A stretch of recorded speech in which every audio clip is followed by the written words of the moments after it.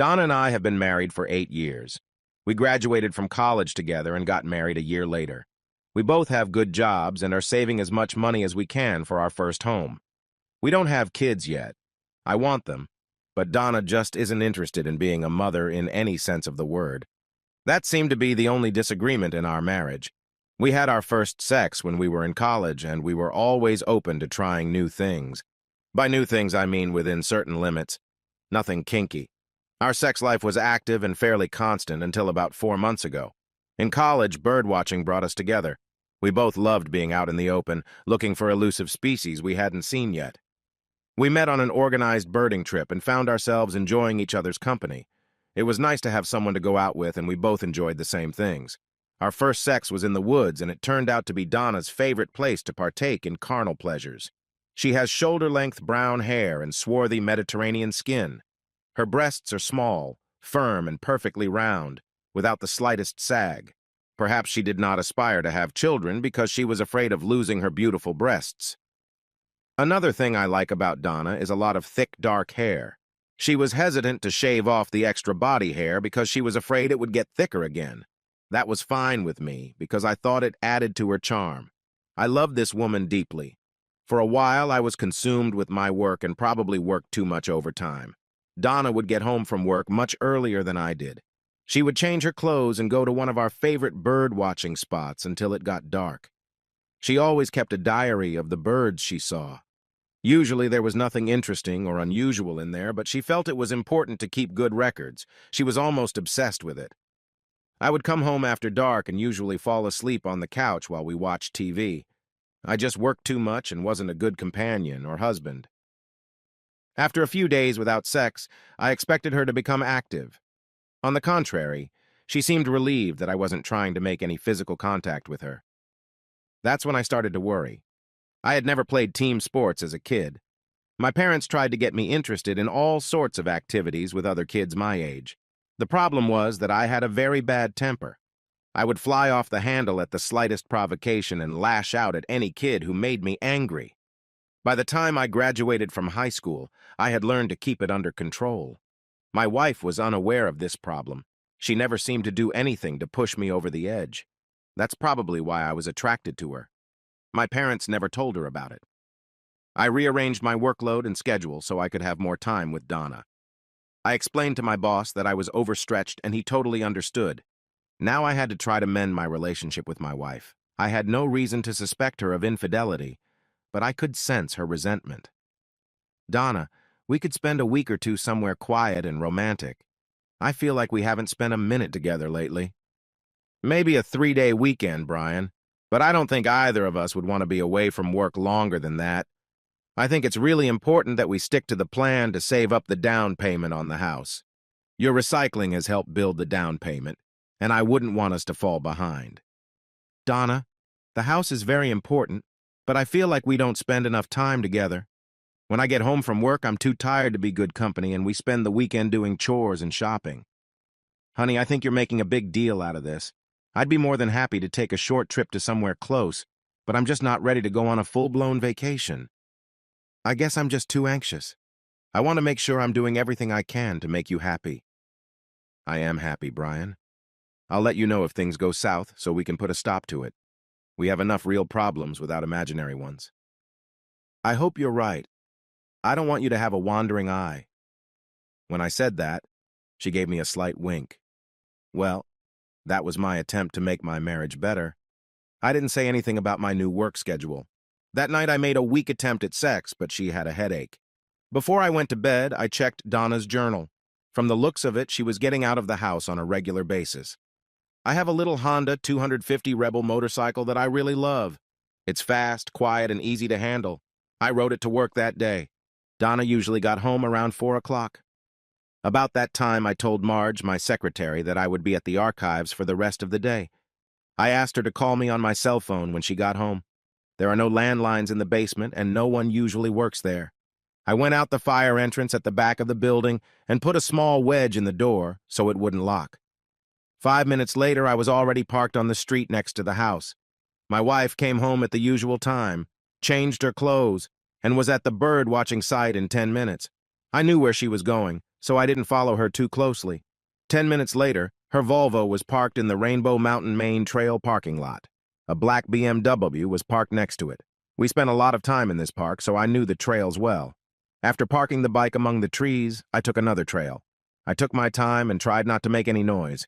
Years of birdwatching had given me an edge in this area. Every few minutes I stopped and surveyed the area through binoculars. Toward the top of the mountain, it became a little rough.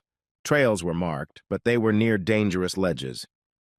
This was good for hawk watching, especially at this time of year. You could see the valley for miles, and everything was beautiful unless you looked down. I couldn't help myself. I stopped and pointed my binoculars at the valley, peeking out for early hawk arrivals. It was beautiful. Just then, I heard a giggle. The forest was thick enough that it was easy to hide if necessary. Of course, it also made it difficult to see someone if they were hiding. My attention was now drawn to the faint sound I heard. It wasn't constant, so it was hard to pinpoint. I slowly moved forward, making no sound and listening very carefully. A yellow flash gave them away. It was the lining of her vest. I found a comfortable spot that allowed me a good view and pulled out my scope. The binoculars were handy, but the scope gave me a much better picture and I had a camera attached to it. I found a spot from where I could see well. Lying down, I could hide and still observe for a long time without getting tired. It was a very private place and they didn't have to worry about anyone accidentally finding them. My wife's companion was Clayton Mankey. He had joined Donna's firm about 6 months ago. I'd met him at a few corporate events. He was a pretty nice guy and I really liked him. He had a nice wife, quiet but attractive, and 2 elementary school-age boys. I liked his boys and wished I had a couple like them. Why would a guy with such a perfect family get involved with my wife? Clay spread out a blanket while I made myself comfortable. In a flash, Donna slipped out of her jeans and panties. I could make out giggles and laughter. She teased him by pulling her knees up to her chest, keeping both legs just under her knees. I got a couple good shots as he continued to pleasure her. There was a look of intense concentration on her face. She pushed his head away, pressed her knees together, and rocked from side to side for about 5 seconds before spitting spread-eagled on the blanket. The wide grin on her face made a great picture. At some point, Clay had his pants off and was ready to finish the job. There was no condom. He was no bigger than me, and there was nothing special about his equipment. I noticed that there was nothing romantic or loving about what they were doing. It was like watching dogs sleep.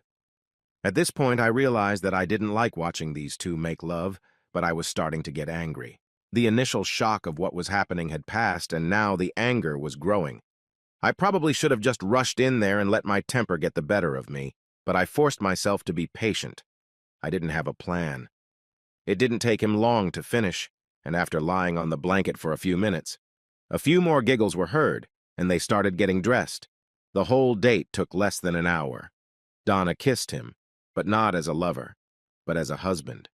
He was gathering up the blanket when she left. They seemed to have decided it would be best if they came and went separately. I quickly gathered my things and walked down the path behind her, far enough away that she couldn't see me. I stopped at the lookout point of Hawk Mountain. It was a flat rock overlooking the valley below. It was at least 300 feet high. A beautiful place, but dangerous. I was standing there looking through my binoculars when Clayton showed up on the trail. My blood boiled when I saw him, but outwardly I was calm. "What are you looking at?" "That's a red-tailed hawk feeding its cubs at the top of that pine tree over there." He looked that way, but he didn't see anything. Of course, there was nothing to see. "That tree over there, covered in cones." "I can't see it yet." He moved a little closer to the edge and leaned over. Then he looked at me again. "Do I know you from somewhere?" "Yeah, we've met before. I'm Brian Powers, Donna's husband." His eyes went wide. The last thing he said was, "Oh, shit," as I gently pushed him over the edge. The next few moments went by like in slow motion. It seemed to take him forever to reach the bottom, although in reality it was probably about 4 or 5 seconds. As I looked over the edge, my cell phone rang. Clay was lying face down, his leg tucked under his torso in an unnatural position. I stared at him mesmerized for a minute as I answered the call. "Hey, Marge, what's going on?" "I'm leaving." "Are you going to be there all day?" "No, I'm just finishing up. I'll be back upstairs in about 10 minutes. Okay, I left 2 letters on your desk that need to be signed. I have to send them in the morning. Oh, no problem. Thanks, Marge. I'll see you tomorrow. It took me over 10 minutes to get to the office, but it didn't matter since Marge had left anyway. Before heading home, I changed my hiking boots for Oxford's. The boots went into the dumpster a few blocks from work. Donna was surprised to see me home so early. Clayton's body wasn't found until the next day. It was on the evening news, and Donna was upset. He didn't show up for work today. Everyone wondered if he was sick, but his wife said he didn't come home yesterday. What the hell was he doing on Rainbow Mountain? He wasn't into birdwatching or anything, was he? Donna stammered a little. No, I don't think so. Did you go there yesterday after work? No, I had some laundry to do. I wonder if anyone saw anything. Not too many people there during the week. Well, I guess I'd better get the black suit out of mothballs. Donna threw a quick glance at me. She seemed upset because I was being a bit flippant. I'm sorry, dear. I know you work together, and I didn't mean to take his death lightly. That night, I noticed her crying quietly as we went to bed. I didn't say anything. 2 days later, I got a visit at work. Hi, I'm Detective Felix Green. Do you have time to answer a few questions for me? No problem. What can I do for you? Mr. Powers, did you know Clayton Mankey? He worked at the same place as my wife. We're not friends or anything, but we met at a few social events. Is this about the accident at Rainbow Mountain on Tuesday? We're just trying to make ends meet. That's fine, but I don't see how I can help you. It seems your wife was a close friend of Mr. Mankey's, and we just want to make sure you weren't upset about their relationship. What relationship? I have no idea what the hell you're talking about. My wife worked with Clayton Mankey, and that was the limit of their relationship. I see where you're going with this, and I don't like it. If you're going to make statements like that, I hope you have some supporting facts. We spoke to your wife this morning, Mr. Powers. She was with Clayton Mankey at Rainbow Mountain Tuesday, just before the accident. That's impossible. I asked her yesterday, and she said she was doing laundry at home. I don't think she wants you to know about their relationship. Damn it! Here we go again. I told you not to make such accusations about my wife. It's not an accusation, Mr. Powers. Your wife told us this morning that she dated Clayton Mankey for over 3 months. Dating him how? We didn't talk about it, and even if we did, I wouldn't feel comfortable discussing it here. It's something you and your wife have to decide for yourselves. Are you trying to say something, or are you just trying to make me angry? Relax, Mr. Powers. It's not our intention to upset you. We spoke to your secretary, Marge Schumann, and she said you spent most of Tuesday in the basement going through archived files. Not most of the day, just 2 hours or less. The rest of the time I was in my office. I left early, around 5:30 or 6. The guard downstairs said you checked out around 5:45. That's about right. I wasn't keeping track of time. I just wanted to get home to my wife. Your wife said you got home around 6 o'clock. It's only a 10-minute drive. She said I was there till tonight? Relax, Mr. Powers. Everything's fine. We're just running a few loose ends to make sure nothing's missing. You really didn't know about your wife's relationship with Clayton Mankey? No, but I think it's going to be a major topic of discussion at the dinner table tonight. Felix Green gave me his card, apologized, and quietly walked out. I was out of my mind. I swear there was smoke coming out of my ears. I threw the stapler across the room just as Marge walked in. Brian, I hope I didn't say anything wrong.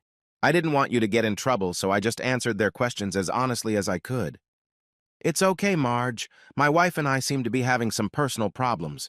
You may have to cover for me for the next few days. Looks like I'm going to be very busy. No problem. I had no intention of working out my problems with Donna. All I wanted was to find a better way to end this marriage. Fortunately, there were no children, and we were living in a rented house. I wanted children terribly, but was now glad Donna had said no. It wasn't even 3 o'clock yet, but I packed up all my things and headed out the door. Marge gave me an understanding nod as I left. We had $75,000 in change in our house account. I took 63 and walked down the street to the local GM dealer. 2 hours later, having become $58,000 poorer, I drove out in a yellow Hummer. I decided I didn't need a new house. I needed the extra money to buy gas for the monster. Shortly after I pulled into the driveway, Donna came out. What the hell is this? You like it? It's my new car. I decided I wanted something a little sportier. Are you crazy? How the hell are we going to pay for something like this? No problem. I paid for it in cash. Where the hell did you get the money to buy a truck like that? Don't tell me you took money out of our house account. Well, I don't see why a single guy needs a house, so I bought a Hummer. There was a crowd outside. As we entered the house, Donna grabbed my arm. What do you mean, a single guy? I think you know the answer to that question. Why would I buy a house with you? Hell, why would I stay with you? Come on, Brian. You're talking like a crazy person. Just calm down and come to your senses. All right, honey. Detective Green came to see me today and told me about your relationship with Clayton Mankey. You were at Rainbow Mountain with him the other day. You said you were doing your laundry at home. You want to explain? I didn't want to upset you. Clayton and his wife were having problems, and since he was new in town, he had no one to talk to about it. I just gave him a shoulder to cry on. What's wrong with going to Denny's or Starbucks? Why did you have to go up Rainbow Mountain? Clay was very excited and was afraid he was going to break down and cry. He didn't want to do that in public. I got up and poured myself a cup of coffee. Donna sat quietly, waiting for my next move. It was like a little game. I was angry that she had decided to play it at all. It's all bullshit, and you know it. It hurts me that you think so badly of me that you would try to pull something like that. You and Clayton were lovers for over 3 months. You cheated on me, and he cheated on his wife. I'm tired of hearing you make up stories for little girls. Either deal with it like an adult or keep your damn mouth shut. You don't know what you're talking about. Just because you make something up doesn't mean it's true. Clayton Mankey and I were nothing but friends. If you can prove otherwise, go ahead. I had pictures, damn good ones. If I show the pictures, I'll have to admit I was at Rainbow Mountain the day Clay died. My fists were clenched, and the blood vessels in my neck and forehead were bursting. I have some really beautiful pictures, Donna. Would that be proof enough? Photographs of what? Where were the pictures taken? Pictures of you having sex in a motel. Ha, that proves you're lying. We never had sex in a motel. Donna froze, realizing what she'd just said. Her denial was also a confession. In her eagerness to prove me wrong, she snapped. She never finished the sentence. Her eyes snapped to me, and her lower lip quivered with anger. She hated being hit. You son of a bitch! I'm not talking about this anymore, and you're not getting a divorce from me. You can go to bed in your new truck because you won't be able to get into bed with me for a long, long time. Take your fucking dinner and leave me alone. We're going to the funeral together tomorrow anyway, right? Kiss my ass. It was an unusual funeral because both Clayton and his wife, Emily, were from out of town. I don't know why she chose to bury him here instead of in their hometown. The only thing that occurred to me was that she was upset about the circumstances of his death and didn't want to explain it to her friends and family. Most of the people were from the office where Donna and Clayton worked. At the end of the ceremony, people walked past the widow expressing their condolences. As we got closer, Emily sent the boys away. Donna held out her hand, and Emily looked her in the eye. You have a lot of nerve showing up here, you bloody cheater.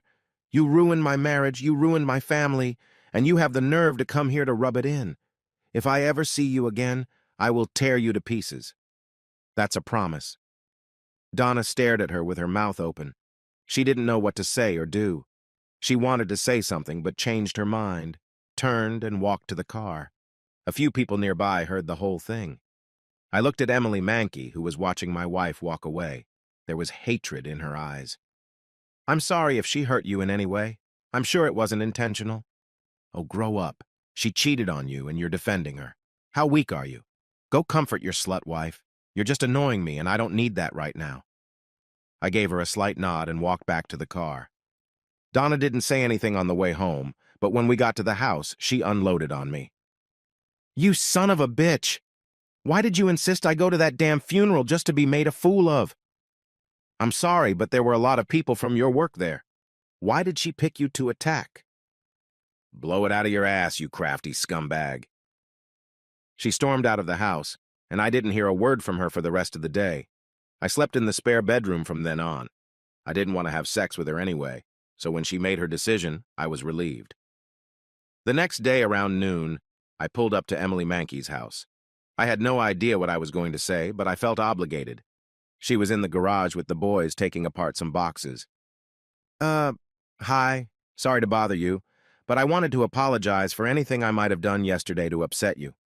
She just looked at me and kept working. Finally, she turned around. Look, I've got a lot on my plate right now. I have to clean up the mess my husband left behind and then find some way to move on with my life. I just don't have time to listen to whining right now. Is there anything I can do to help? Are you serious? Yes. I have time and I don't mind helping. All right, grab a handful of these trash bags and follow me. We went into the house and upstairs to the master bedroom. This is Clay's closet and this is his dresser. Take everything out of them and put it in the bags. When you're done, you can take them to Goodwill. Can you handle that? Sure. Can the boys help? Josh and Terry. This is Mr. Powers. Help him put Dad's stuff in bags so we can get rid of it. Okay? The boys shook my hand. Josh was about 8 years old and Terry was 6. They were two great-looking kids that I would have given anything for. It took less than an hour, and the boys and I lugged bags of clothes and shoes to the Hummer. I took the load downtown and came home. And now what? It's okay, Mr. Powers. You don't have to do anything else. You don't have to feel obligated just because of what your wife did. Do you know exactly what they did, or is it just a hunch? A little of both, but I don't want to talk about it in front of the boys. Could we discuss it later? Come back tomorrow. I have to clean out the basement and the garage. If you don't mind working while we talk, the boys are meeting some high school buddies. Sounds good, but I'm going to miss the boys. Leaving made me feel a little better. I felt bad about killing Emily's husband, but I think he deserved it. I think Emily felt the same way. I had no idea what I was supposed to do with Donna. I don't know why she resisted the divorce. When I got home, my wife was making chili. I decided to try to get her to open up a little before we sat down at the table. Donna, in light of what's happened over the last few days, wouldn't it be better if we considered separating? No, not really. I think it's pretty obvious now that you and Clayton were having an affair. I suppose you were unhappy with our union. Would you care to try to explain that to me? I don't have much to say, Brian. After spending some time with Clay, both at work and at other times, I realized that your vision of our future together was not what I was looking for. You envisioned me as a domestic goddess, bearing children left and right, and I wanted something more. I hesitated to discuss it with you because I never wanted to say or do anything that would make you unhappy. Clay had the same problem with Emily. She wanted what you wanted, and I wanted what Clay wanted. We ended up comforting each other, and then the sex started. He wasn't better than you, just different. Doesn't divorce seem appropriate now? Absolutely not. I'm not going to give up my home and all the comforts of marriage just because we disagreed. I intend to stay here. You can't kick me out because I've done nothing to justify it. I don't think you're going to leave, so we'll just have to get used to living in the same house together and being a married couple. Sit down and eat. There was no conversation at dinner. I swallowed 2 servings because the sauce seemed especially hot. An hour or two later, I started having stomach pains. I made several trips to the bathroom and finally started throwing up. I noticed there was some blood in the bowl. Donna, I feel really bad. Can you take me to the emergency room? Hell no, Desperate Housewives is on. If your stomach hurts, take Tums. It's more than a stomach ache, Donna. Come on, please. Drive yourself. You're acting like a child. I grabbed my keys and went to my car. My neighbor was taking out the trash and asked me what was wrong. I explained, and he took me to the emergency room. The next thing I remember is waking up and looking at the sun streaming through the window. I turned to look the other way and saw Detective Green reading a magazine. Good afternoon, Mr. Powers. I thought you were going to sleep all day. What the hell are you doing here? What's up and what time is it? Hey, kid. I'm the one asking the questions. Calm down. All right. Chuckles. I'm sorry if I got a little anxious. Understandable, given the circumstances. Brian, I think you got some bad chili last night. Luckily, a neighbor got you here in time. They had to pump you up and give you a bunch of fancy medicine that I can't pronounce. What the hell was that? They gave me a fancy name, but it was basically rat poison. What a bitch. What did she say? Well, she gave us leftover chili and it was fine. She claims she has no idea where the poison could have come from. She ate the same food you ate, and she was fine. We checked the house and the garage and found nothing. So what are you going to do? Nothing yet. About that time, the doctor and a nurse came in. He checked a bunch of stuff, while the nurse took another blood sample. He said I could go home when I was ready and gave me a paper with a list of some fresh food. I borrowed Detective Green's phone and called Emily to apologize for not coming to her rescue. Felix took the phone. "Why does your wife want to kill you, Mr. Powers?" "I don't know." "Why did she kill Clayton Mankey?" "Do you know that for a fact?" "No, but she was at Rainbow Mountain and she was the last person to see him alive." "Come on, Brian, I'll take you home." Donna was all in tears when we got home and apologized over and over again for not being more responsive to my problem. I walked to the spare room and closed the door behind me. I didn't eat at home again after that. The next day, I told Marge that I would be on sick leave and asked her to try to find an apartment for me. Somehow, she found out what had happened. I waited until Donna left for work and then started packing some things so I could move out quickly if necessary. I was a little upset that the police couldn't do anything about the poisoning. After a quick breakfast at IHOP, I stopped by Emily's. The boys were at school. Emily was more upset about what had happened than Donna. I promised her I'd come back later when I'd settled some personal matters. Donna didn't want a divorce, but she wanted me dead. That meant one of two things: revenge or money. I stopped to see my insurance agent. It was probably stupid, but shortly after we were married, I took out a $1 million life insurance policy with Donna as the beneficiary. The payouts were high, and the cash value was already over $16,000. I cashed them in. I went to work and canceled the medical and dental insurance I had on Donna.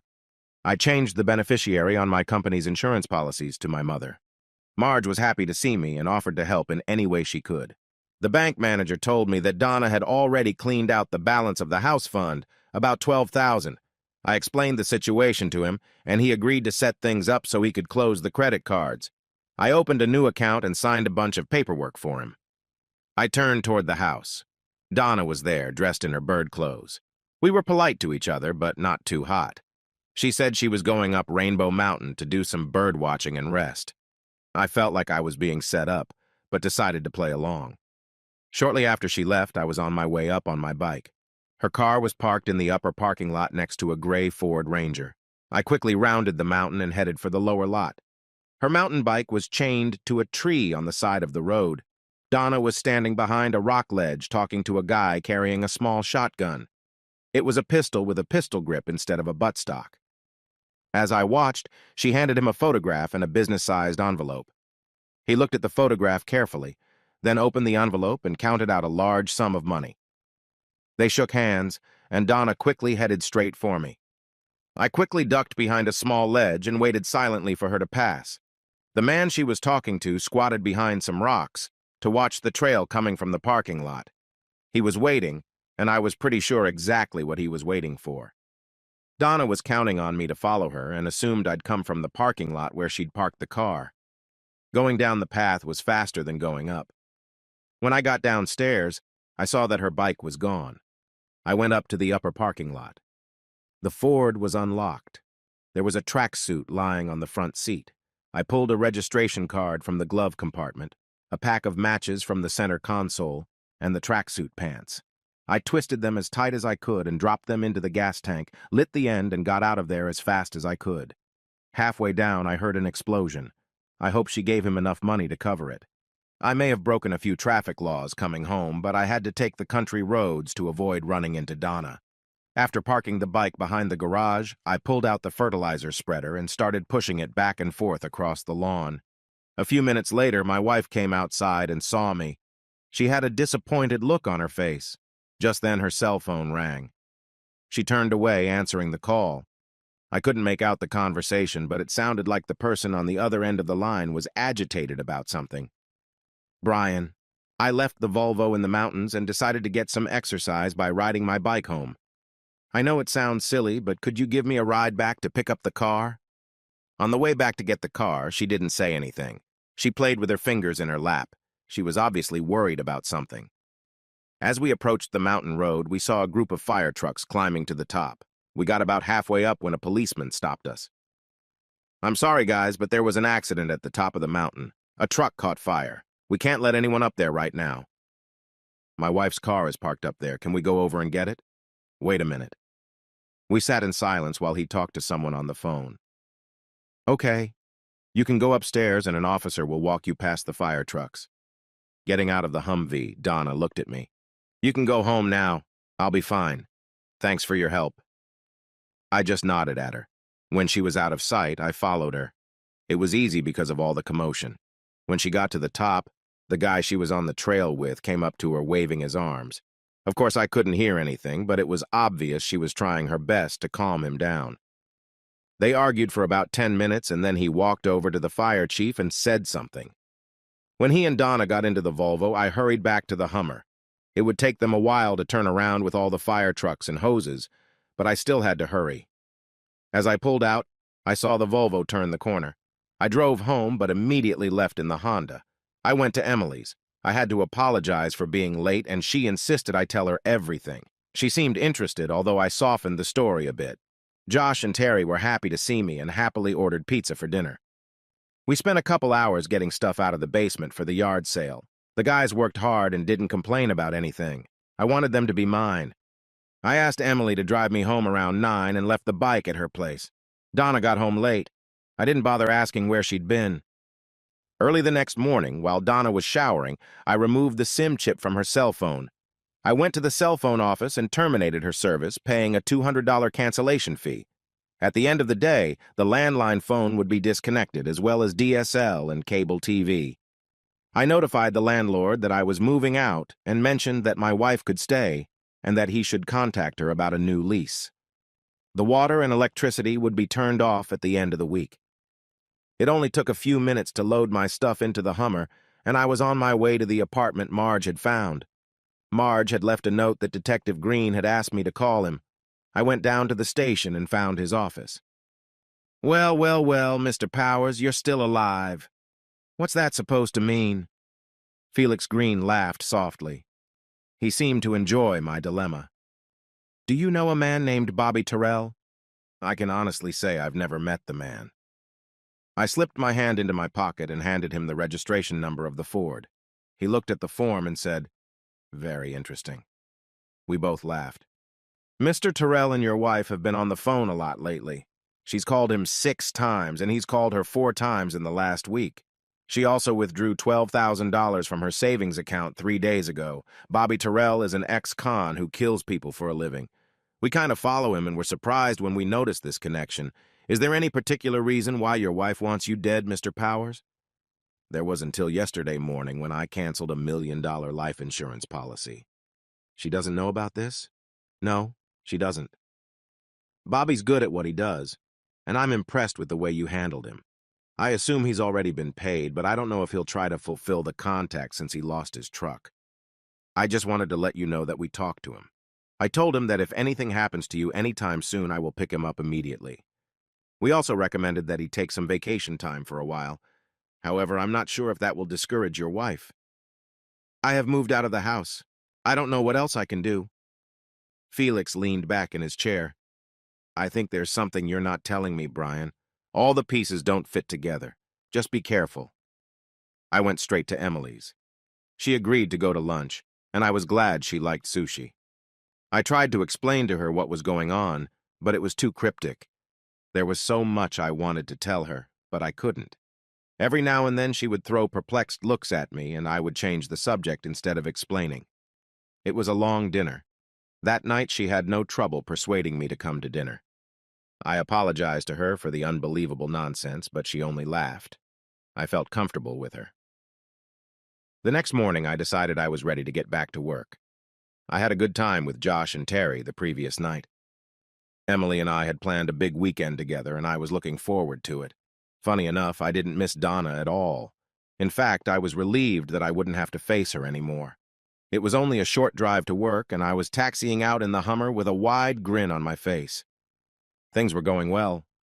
The big monster picked up speed quickly, but as I started down the first hill, I noticed something strange. The brakes weren't responding at all. I had seen movies where this happened, and I always thought how stupid the drivers were because they couldn't stop the car. The Hummer was going faster. I calmly grabbed the gear lever and shifted it from drive to low. This caused it to lurch and downshift, but it continued to pick up speed. I was approaching a stream of cars and a lot of intersections. I was going much faster now. On the left side was a cemetery with a grassy embankment going up from the street. I turned and hit the handbrake at the same time. The Hummer spun 180 degrees and flipped over. Everything went black. There was no pain. The second time I woke up was in a hospital room. I heard my own groaning and felt some movement around me. In the same instant, a nurse looked into my eyes, and then there was more commotion in the room. Now there was pain, lots of pain. I was glad I was drawing attention to myself, but at the same time I wanted everyone to leave me alone. How confusing. Finally, it appeared that someone of tall stature had arrived, a qualified doctor, I assumed. I struggled to open my eyes and looked around the room.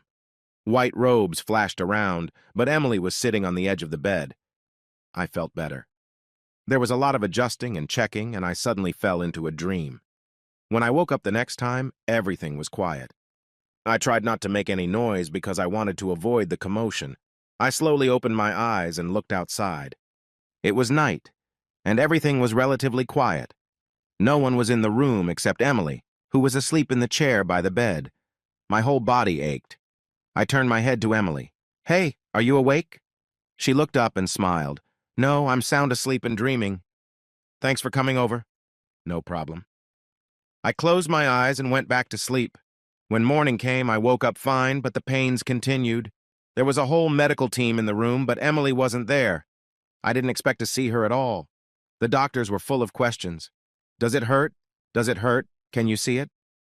I answered all their questions. I asked about Donna.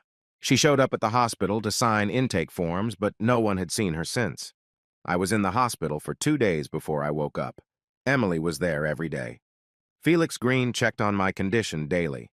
I had a concussion, a broken collarbone, a broken left arm, and 3 broken ribs.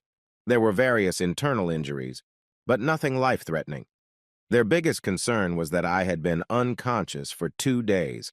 I was hungry as hell, and finally someone brought me some soup. I was able to eat and drink some ginger ale. Felix showed up a little later. "I thought you had my back." "Sorry, we didn't see it." "Do you have any idea what happened?" "Well, someone cut all the brake hoses on the Humvee, then disconnected the airbags, front and side. You punctured the windshield, and the seatbelt broke 3 of your ribs. Good thing nothing caught fire. Too bad the Hummer's totaled." "Hell, I didn't like it anyway. I just bought it to spite Donna." "Speaking of the wife, do you know where she is?" "I haven't seen her since the accident. They said she signed the intake forms here at the hospital. How did she decide to do that?" "I went and got her. She wasn't too happy about it." After signing all the paperwork, a uniformed officer drove her home. I asked if she wanted to see you, and she said she didn't need to. "Well, I guess you saw her after I did. She's out of town?" We came by and took a look around. There was a lot of money in her purse, almost $8,000. She left her driver's license, credit cards, and all her personal effects. I don't think she left town empty-handed. We just think she's missing.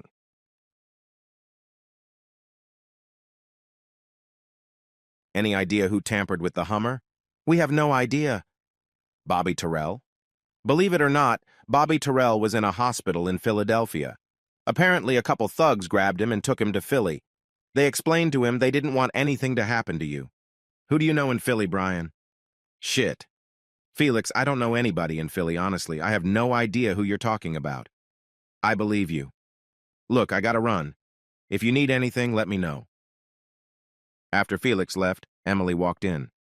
"Hey, the doctor said you can come out tomorrow if you have somewhere to go. I told him you'd come to my place. One of the nurses gave me instructions, so I know how to take care of you. I'll be able to change your bandages and stuff. The nurse will come once a day to see how things are going, and the doctor will see you in a week. Okay? Sounds good to me. Who's gonna sponge bath me, you or the visiting nurse?" "I think it's your choice." At least both my legs were working. I could go to the bathroom by myself, sit down and eat at the table like a normal person. The painkiller made me nauseous, so I tried to wean myself off of it as soon as possible. Emily and the boys were thrilled. I was enjoying my recovery. We didn't go outside for the first week, and then I told her to drive up to the old house. The owner was there, and he was anxious to talk. He hadn't heard anything about Donna and wanted to know what to do about renting the house.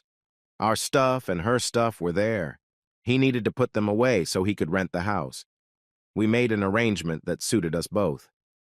Marge came to visit me at Emily's house. She was at the hospital every day and knew Emily pretty well. They seemed to hit it off. I was going to go back to work, but I wanted to stay with Emily and the boys for a while longer. I was recovering pretty well. I stayed living with Emily and the boys. After about 3 months, the relationship changed from platonic to romantic. I moved into the bedroom without much fanfare. Josh and Terry seemed to think it was natural. We went to social events together. I even started going to parent-teacher conferences. The only problem was that we weren't married. I was married to Donna. I contacted Felix regularly, but he had no news. Eventually, I sued to have her officially declared dead, after which I could marry Emily. I took her to a romantic little Italian restaurant. After a good bottle of wine and a great meal, I was ready. Emily, I realize it hasn't been that long for either of us, but I seriously believe I would like to spend the rest of my life with you. You're not thinking about getting married? Is that a hypothetical question, or are you proposing? I'm proposing. Will you marry me?